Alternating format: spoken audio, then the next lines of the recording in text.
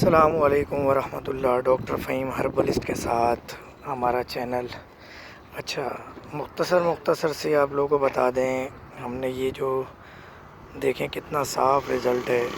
ये काजी दस्तार है और ये जो दूधी कुछ बूटियाँ होती हैं जो पहाड़ों पर पाई जाती हैं, वो चाबी। तो ये जो है काजी दस्तार और शुगर के लिए, इसका मिजाज गर्म खुश्क, और ये पहाड़ों पे पाई जाती है। दूधी नस्ल की होती है जिसमें थोर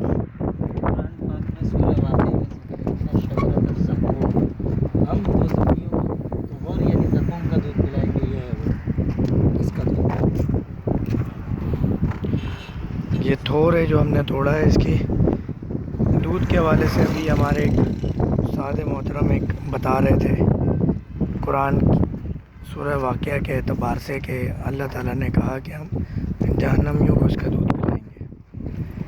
तो इस वक्त